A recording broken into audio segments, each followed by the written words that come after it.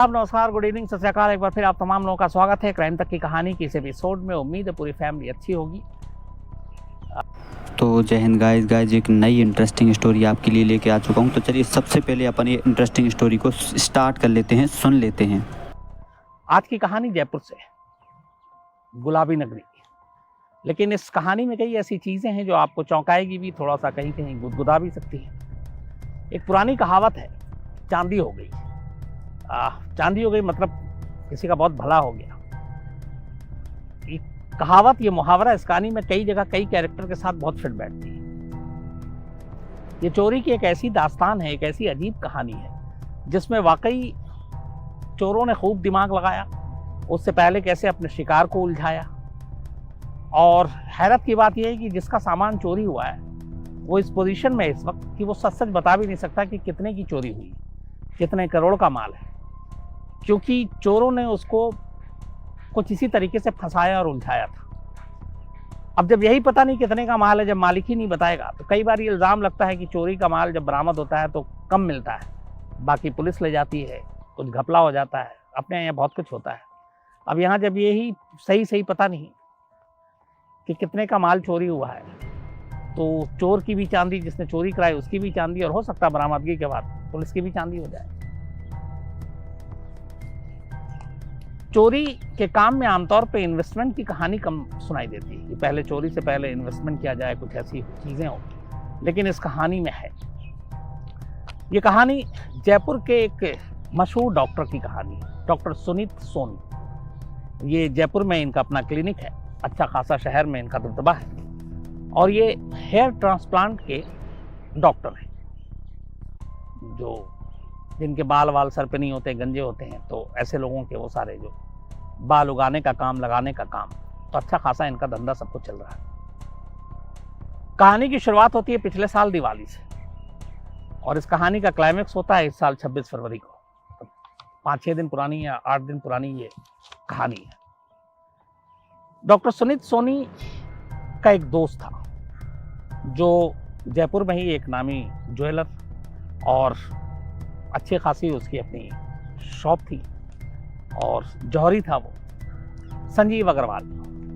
संजीव अग्रवाल और डॉक्टर सुनीत सोनी की दोस्ती हो जाती है। कई बार वो उसके ज्वेलरी शॉप पे जाते हैं। इसी दौरान में पिछले साल दिवाली और उससे पहले कई ऐसे मौके आते हैं जब संजीव अग्रवाल डॉक्टर सुनीत सोनी को ये मशवरा देता है कि चूंकि बहुत सारे पैसे वैसे हैं, सेविंग करनी है, आप बैंक में जाओगे तो बहुत सारे इनकम टैक्स, ये वो बहुत सारी चीज़ें हैं, तो उसने एक चोरी का रास्ता बताया। उसने कहा क्यों नहीं आप पैसे जो है इन्वेस्ट करें वो चांदी में, सिल्वर में, और खरीदिए, रखिए, और उसका भाव हमेशा बढ़ता ही रहता है। डॉक्टर सुनीत सोनी उसकी बातों में आ गए। उसके बाद उन्होंने संजीव अग्रवाल से चांदी खरीदना शुरू किया। कई बार क्रेडिट पे भी दिया संजीव अग्रवाल ने, डॉक्टर साहब भी खुश हो गए, और ये धीरे धीरे सिलसिला चलता रहा, और इस तरीके से करोड़ों रुपए की चांदी डॉक्टर सुनीत सोनी ने खरीद लिया। इन चांदियों को उन्होंने अब घर में रखा। इसी दौरान में संजीव अग्रवाल ने एक दिन उनको मशवरा दिया कि घर में इस तरीके से चांदी ना रखें, उसको छुपा कर रखें, उसको जमीन में गाड़ दें, कोई तहखाना बना लीजिए और वहां रखिए, ताकि कभी रेड वेड हो, इस तरह की चीजें हो तो आपका खुला ये सच्चाई सामने ना आ सके बाहर। डॉक्टर सुनीत सोनी को ये बात अच्छी लगी। इसके बाद संजीव अग्रवाल की मौजूदगी में ही उन्होंने उसे बताया, क्योंकि दो दोस्त थे, कि मैं ये जो चांदी अपने घर में एक बेसमेंट में एक तहखाना बना रहा हूँ, और उस तहखाने के अंदर इसको गाड़ दूंगा। 3 बड़े बड़े बॉक्स में डॉक्टर सुनीत सोनी ने चांदी को रखा, और उन बॉक्स को घर के बेसमेंट में एक तहखाना बनवाकर, गड्ढा खुदवाकर उसके अंदर दफन कर दिया। और अब उन्हें लगा कि पकड़े जाएंगे नहीं, इनकम टैक्स और बाकी चीजों से भी बचे रहेंगे, और यहीं वो गलती कर गए। जो शख्स उन्हें चांदी खरीदवा रहा था, जो शख्स उन्हें चांदी जमा करवा रहा था, जो शख्स चांदी को छुपाने का तरकीब और आइडिया दे रहा था, उस शख्स के दिमाग में कुछ और चल रहा था। उसे पता था कि डॉक्टर सुनीत सोनी के पास कितने की चांदी है, उसे पता था ये सुनीत सोनी ने चांदी कहाँ रखी है, उसे ये भी पता था कि शायद ज़माने को ये सच नहीं बताएंगे कि टोटल कितनी चांदी है उनके पास। और घर में किस बेसमेंट के तहखाने में कहाँ पे ये दफन है उसे भी पता था। इसके बाद साजिश की कड़ी शुरू होती है। संजीव अग्रवाल का एक भांजा जतिन, उसके साथ मिलकर अब वो डॉक्टर सुनीत सोनी के सारे जो चांदी है उसको लूटने की प्लानिंग करता है। अब घर के अंदर घुसकर हथियार के बल पर लूटपाट करना रिस्क ज्यादा था, तो ऐसी प्लानिंग करता है कि काम भी हो जाए और पता भी न चले। दिवाली के दौरान में ये सारी जो चांदी थी इसकी तब तक कीमत करोड़ों में हो चुकी थी, और दिवाली के दौरान ही डॉक्टर सुनीत सोनी ने इसको तहखाने के अंदर गाड़ दिया था। दिवाली के बाद महीना गुजरता है। जनवरी के पहले हफ्ते में साजिश की शुरुआत होती है। संजीव अग्रवाल अपने भांजे के अलावा 4 लोगों को इस साजिश में शामिल करता है, जिसमें 3 उसके मुलाजिम थे, और उनमें से एक का नाम था बनवारी। वो करता यह है कि डॉक्टर सुनीत सोनी का घर जो जहां पे है कोठी, उसके बराबर में एक प्लॉट खाली था, और ये बात संजीव अग्रवाल को मालूम था। और ये बात उसे तब से मालूम था जब से उसने डॉक्टर सुनीत सोनी को चांदी को बेसमेंट में तहखाना बनाकर गाड़ने का आइडिया दिया था, क्योंकि उसके दिमाग में कुछ चल रहा था। तो बराबर में प्लॉट खाली था, प्लॉट की कीमत अच्छी खासी थी। संजीव अग्रवाल बनवारी के नाम पर वो प्लॉट खरीदता है, रजिस्ट्री कराता है, रजिस्ट्री के पैसे अलग से देता है। प्लॉट की कीमत करीब 90 लाख रुपए थी। ये प्लॉट बिल्कुल डॉक्टर सुनीत सोनी के घर के बराबर में। जनवरी में प्लॉट खरीदने के बाद अब साजिश की दूसरी कड़ी शुरू होती है।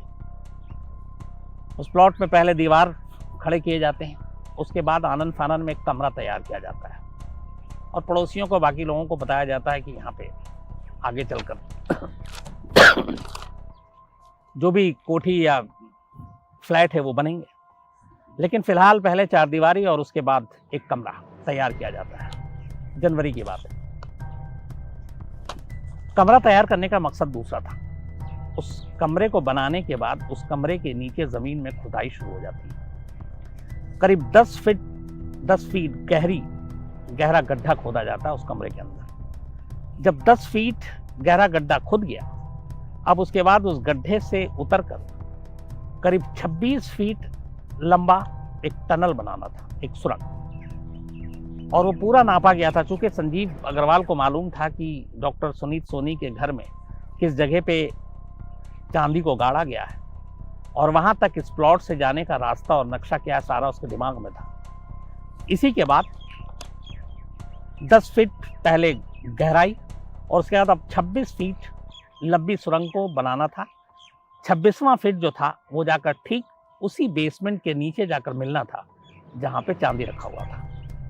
जनवरी से खुदाई का काम शुरू होता है, लेकिन फिर बीच में अचानक ये होता है कि जब वो गहराई के बाद लंबाई की तरफ बढ़ने लगते हैं तो अचानक पानी की टंकी का कुछ हिस्सा जमीन के अंदर आ जाता है। अब उन्हें लगता है कि अगर वो खोदा और पानी बाहर निकल गया, एक तो सुरंग बंद हो जाएगा और दूसरा लोगों को पता चल जाएगा, क्योंकि टंकी का पानी रुकेगा तो फिर जिनका टंकी है वो लोग भी शिकायत करेंगे। तो उसके बाद रुक गया। इसके बाद नया प्लान कि अब क्या किया जाए। फिर रास्ता बदला गया, और रास्ता बदलने के बाद कि उस रास्ते में सुरंग की टंकी ना आए, खुदाई शुरू हुई। ये सिलसिला चलता रहा, पूरा महीना निकल गया, फरवरी का भी पहला हफ्ता गुजर गया। आखिरकार 12 फरवरी को 12 फरवरी 26 फीट लंबी सुरंग तैयार हो गई, और ये सुरंग ठीक उसके नीचे जाकर इसका मुंह खुल रहा था जहां पे डॉक्टर सुनीत ने चांदी के 3 बॉक्स को रखा हुआ था। 12 फरवरी की रात सुरंग का मुंह खुल गया। उसके बाद जो 4-5 लोग थे कुल संजीव अग्रवाल की, जिसमें उनका भतीजा भी, ये लोग उस सुरंग के रास्ते वहां पहुंचते हैं और डॉक्टर सुनीत के उस बेसमेंट के नीचे से बॉक्स को निकालते हैं। बॉक्स के अंदर से सारा माल निकालते हैं और एक एक कर वो बाहर लाना शुरू कर देते हैं। ये सिलसिला 2-3 दिन तक चलता रहता है, क्योंकि कई 100 किलो का मामला था। उसके बाद ये सारा माल निकालकर उस घर में खुदाई बंद कर दी जाती है और उस घर के लोग वहां से गायब हो जाते हैं, बात आई गई हो जाती है। 12, 13, 14 करीब 3-4 दिन तक ये सारी चीज़ें हुई थी फरवरी। इसके बाद मामला शांत हो गया, वहां से सारा सामान चला गया। इस बीच में 10 दिन गुजर जाता है। 26 फरवरी को डॉक्टर सुनीत सोनी ये देखने के लिए कि उनका जहाँ पे उन्होंने चांदी रखा, जिस जगह पे गाड़ा है, वो जगह सब सही सलामत है कि नहीं है, वो बेसमेंट में पहुँचते हैं। जब बेसमेंट में पहुँचते हैं तो अचानक देखते हैं कि वहाँ पे कुछ खुदाई जैसी चीज़ें हैं और ऐसा लग रहा है कि कुछ गड्ढा खोदा गया है। इसके बाद वो बॉक्स खोलते हैं। जब बॉक्स खोलते हैं तो बॉक्स टूटा हुआ मिलता है और बॉक्स खाली। अब बॉक्स खाली देखते ही डॉक्टर सुनीत के पैरों तले से ज़मीन खिसक जाती है। लेकिन ये तो अभी पैरों तले से ज़मीन खिसकी थी। जब वो एक बॉक्स को हटाते हैं तो देखते हैं कि उसके नीचे भी ज़मीन खिसकी हुई है। एक बॉक्स के नीचे उसी सुरंग का मुंह था जो सुरंग उनके बेसमेंट तक आई थी। अब डॉक्टर सुनीत की हालत ख़राब, करोड़ों रुपए का माल गायब। लेकिन अब वो क्या करें?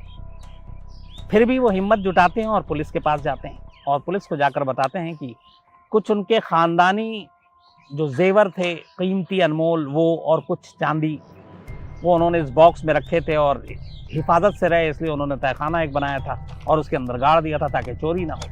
और ये रिपोर्ट लिखाते हैं। इसके बाद पुलिस तफ्तीश करती है, घर में पहुंचती है, तहखाने तक पहुंचती है। और जब तहखाने में पहुंचती है और एक बॉक्स के नीचे जब वो देखती है कि यहाँ से एक सुरंग टाइप की चीज़ है, तो उस सुरंग के ज़रिए जब पुलिस निकलती है तो उसी प्लॉट में जाकर निकलती है जिस प्लॉट से ये सुरंग बनाना शुरू हुआ था। और उस प्लॉट पर वो जो कमरा बना था, उस कमरे में सुरंग का दूसरा मुख खुलता है। अब इसके बाद पुलिस पता करती है प्लॉट किसका है, तो पता चला वो बनवारी नाम के एक शख्स का है। इसके बाद पुलिस बनवारी को उठाती है। बनवारी को उठाने के बाद जब उससे सख्ती से पूछताछ होती है तो बनवारी उगल देता है। फिर वो बताता है कि कैसे वो जो शिखर अग्रवाल ज्वेलर, उनके लिए काम करता था, उसने ही पैसे दिए। प्लॉट बेशक उसके नाम पे है पर पैसे शिखर अग्रवाल ने दिए थे। और उसके बाद वो 4 लोगों का और नाम लेता है जिसमें 3 मुलाजिम थे शिखर अग्रवाल ज्वेलर के। पुलिस इसके बाद उन तीनों को एक एक कर उठाती है। वो तीनों भी अपना गुनाह कबूल करते हैं, बनवारी भी अपना गुनाह कबूल कर लेता है। लेकिन मेन जो कल्प्रिट शिखर अग्रवाल और उसका भतीजा जतिन, ये दोनों गायब हो चुके थे। इसके बाद पता चलता है कि इन लोगों ने वहां से करीब 18 सिल्लियां बड़े बड़े चांदी के वो निकाले और उसको ले जाके अलग अलग जगहों पे बेच भी दिया, क्योंकि ज्वेलर अग्रवाल के ऊपर कई कर्जे भी थे और वो उनको बेच बेच कर कर्जे उतार रहा था। लेकिन फिर उसे पता चल गया कि उसको लोग गिरफ्तार हुए थे, वो अंडरग्राउंड हो गया, वो भाग गया। अब इधर डॉक्टर साहब से पूछा गया कि आप पुलिस के भी कान खड़े हुए कि एक घर में चोरी करने के लिए 90 लाख रुपए का पहले प्लॉट खरीदना, इतना बड़ा इन्वेस्टमेंट, इसका मतलब है कि चोरी का माल, उसकी कीमत कहीं ज़्यादा होगी। अब डॉक्टर साहब से जब पूछा गया तो फिर पूरी कहानी और डॉक्टर साहब को बताना पड़ा कि ये शिखर अग्रवाल ने ही कहा था कि इस तरह से चांदी में इन्वेस्ट करो, घर में रख दो, कभी इनकम टैक्स और इन सारी चीज़ों के लफड़े से बचे रहोगे। और मुझे मालूम नहीं था कि वो फिर ऐसा करेगा। लेकिन अभी तक की जो जयपुर पुलिस की इन्वेस्टिगेशन है उसमें सही मानों में उन 3 बॉक्स में कितने का माल था, कितने रकम, कितने करोड़ रुपए, ये सही शायद डॉक्टर साहब ने नहीं बताया। और उसकी वजह ये है कि उन्हें भी डर है, क्योंकि मामला फिर इनकम टैक्स और बाकी चीज़ों से जुड़ेगा। तो सही आमतौर पे लोग चोरी जब चीज़ होती है तो पुलिस को बताते हैं। यहाँ पे अग्रवाल ने जो कुछ चुराया, डॉक्टर सुनीत की मजबूरी ये है कि वो सही मानों में कि कितने रकम या कितनी की ये चांदी है वो शायद बता नहीं रहे। अब इसमें 2 चीज़ें हैं, चोर भी कहेगा कि हमने इतनी चुराई थी, इतनी की, आप ले लो। कल को पुलिस बरामद करे और पुलिस की नीयत भी अगर ख़राब हो जाए तो कहे डॉक्टर साहब आपने तो इतना ही बताया था। तो डॉक्टर सुनीत साहब हर तरफ से एक तरह से मारे गए।